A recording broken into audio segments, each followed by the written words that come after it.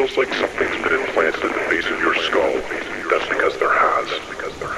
It's in your best interest to listen to me. Pigface looked like another badly designed, poor-looking indie horror game. But happily, the more I played, the more addicted I got. So on today's episode, we're going to answer the question, is Pigface for you? And don't forget, if you like what you see and you want to see more, hit subscribe to see more.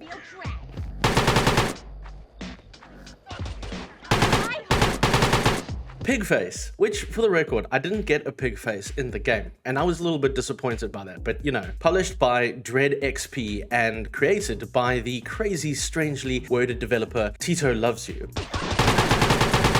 It's honestly one of the only 5 out of 5 games that I've ever seen on Steam ever, and I do get around, but this is the first time I've seen such a thing with such a high volume of reviews. So, curiously, I had to try and figure out what is making people go so nuts about this game. A lot of people are calling it a immersive sim, yeah, maybe, kinda. Other people, like myself and my friends, are calling it some kind of weird boomer shooter. Even the internet is calling it a Grindhouse kind of game. Whatever the hell that means. I swear, we just make shit up.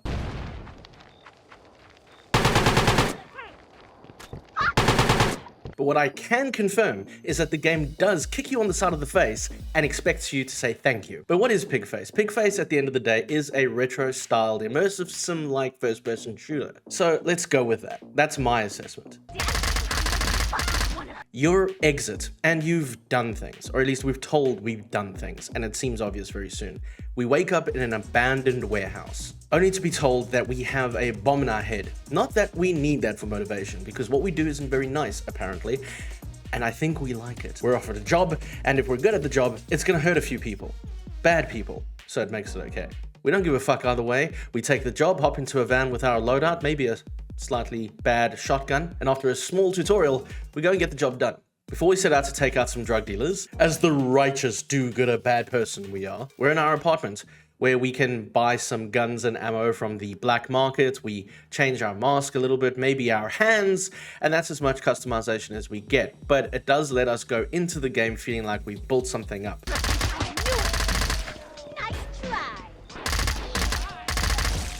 What I will say though is that the grungy, rundown atmosphere, the fact that we feel like we are those people, we know things that the normal folk in the world don't, set off and do some bad things to some bad people.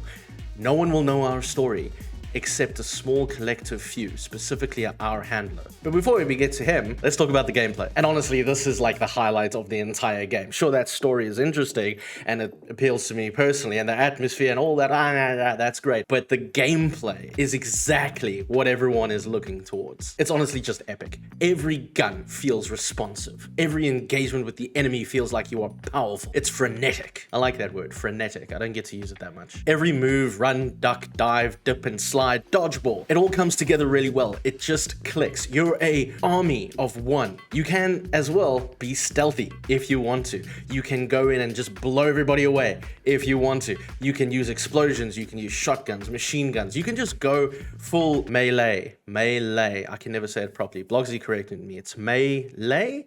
Melee. Melee. Melee. You can go full melee and use a machete or whatever else you find, a baseball bat. You can pick stuff up in the environments and use that. Or you can be very creative like I was, where you find a whole bunch of gas canisters and use them as rockets to shoot off into a building. So you can do whatever you want. And I think that's why it's so damn entertaining.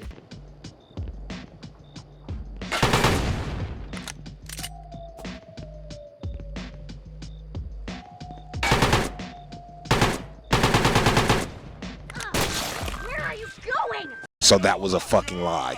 The first map is basically a run in and shoot things map, but I did try and approach it stealthily at first. It didn't really work out personally, but you know, it was there. You could do that. The second map, the train station, the train yard, I went all stealth. I think myself in the live stream, we do a live stream every Saturday of new indie games. You can stop by, excuse the puns. We were in it for 2.5 hours on this level. I kept dying, but it was great because we got to approach it in a completely different way. Actually, I think it was 2 levels, but it was awesome. We got to move around the pipes, we got to dodge, we got to snipe, take out characters so they don't make a noise to alert the others, and It's really addictive in that way, but equally punishing. You're not going to survive very long with a full onslaught of mercs or drug dealers. Each of them have their own little weapon. There's not really a class system so much. You have some guys that just hit you with a baseball bat, but then you have other more elite troops that have armor and shotguns.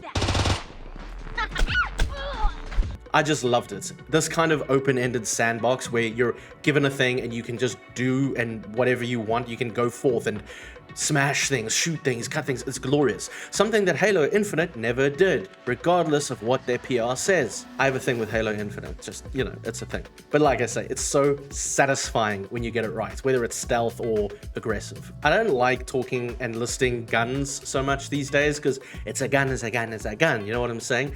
But what I will say is that they are very responsive. Before you set out on a mission, you're obliged to go to the laptop that you have in your very horrible apartment and shop at the black market where you can buy, well, you know, whatever a merc with no mouth wants. In my case, I really enjoyed getting the AK-47, the sawn-off shotgun, the sniper rifle, the armor, all that kind of stuff. Every time you buy something new, you do feel a notable upgrade in your gameplay. And to buy stuff, you need to finish missions, so it feels good that way. Once you've bought stuff at the black market and you leave your apartment, you're allowed to take time in the white van of doom to optimize your loadout. This is where you can add in maybe a silencer, an extra mag, change your mask, load up armor, that kind of thing. And then the van arrives at your destination where you go off and destroy things. And this kind of engagement between you and the world is I know it's not super popular these days. A lot of people want to just get into their match and their fight and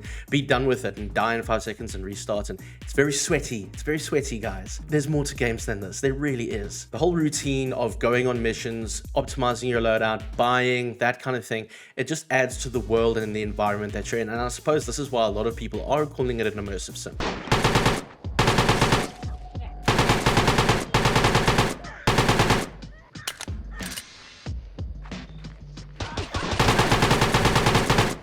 I always do forget, this is still only in early access. I've done it now twice. I keep forgetting to say that. I don't think it really matters, but this game is still only in early access, and I think that's currently its biggest weakness for me, is that there's only maybe 4 levels. And yes, while I spent 2 hours on that one level, when you get the hang of it and you kind of get into your flow and your rhythm and you get good, those 4 levels are relatively short. And yeah, I think that's a pity because you do want to keep going. I think if they tried a little for maybe 7 levels for this little package, I think that would have been fine for an early access game based on the price. I do want to say though, with a game like this, you're not really looking for that full AAA experience with cutscenes and all that, but they do have cutscenes as well. So you're getting a lot in this very small indie package. Could it have done with a few more levels? Yeah, but that's just because I like playing it so much I wanted more to play. Sometimes it's the simple things in life. It's not about optimizing for points and getting the latest skins. It's about, you know, cutting the heads off drug dealers with a machete. It's the simple things in life.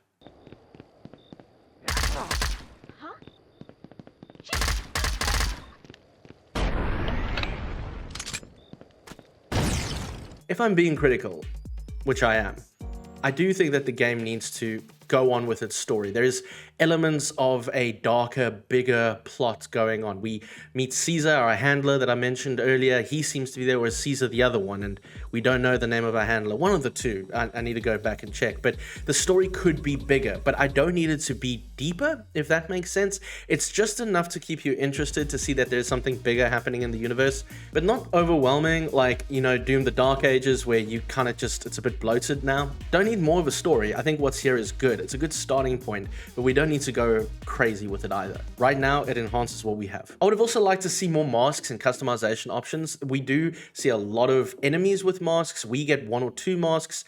I mean, I think that's a nice distinction between Pigface and other games. I mean, literally Pigface. I want to change my face. I don't know if there's some weird merc term that I'm not familiar with, but ideally I would have expected masks to be more prevalent in the game. Apparently, the masks give you certain power-ups of some kind.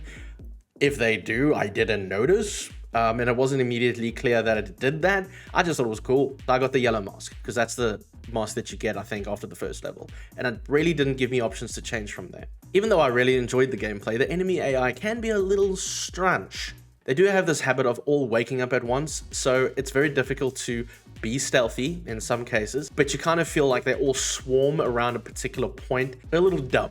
which is not the end of the world. Not every AI is fair, but I think there could be some development work in positioning the enemy NPCs in a way that doesn't immediately make them responsive to your movements somewhere else in the world.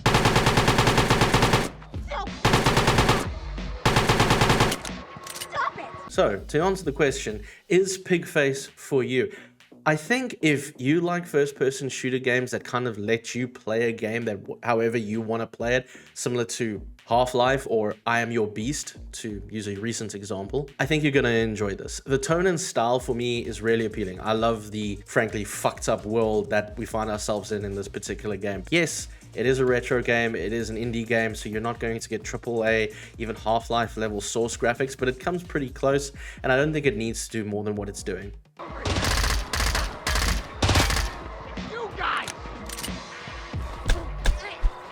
Maybe a challenge slider. That might be interesting, but I don't know how you would do that. I think this kind of game just needs to be difficult. Do you know what I mean? Not easy, not casual. This needs to be challenging.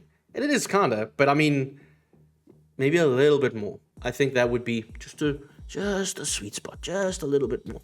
And I think we'd be perfect, maybe. So go and try it out for yourself. I hope you're a fan. Guys, thank you for stopping in. I really hope you enjoyed today's video. I want to send a big shout out to my patrons and my channel members and everybody that supports me here on YouTube, Patreon, or Twitch. Thank you, guys. Anyway, I'm done talking nonsense. I have actually got a Doom The Dark Ages video, which I've been putting off. I'm not going to make this video, am I? Let's be honest with each other. I'm too scared to make the video because if I get it wrong, everyone will hate me. If I get it right, no one will see it. And if I do it somewhere in the middle and be reasonable, no one cares. So, you know, whatever. Maybe I'll just bitch about the game for like an hour and see what happens, just completely off the cuff.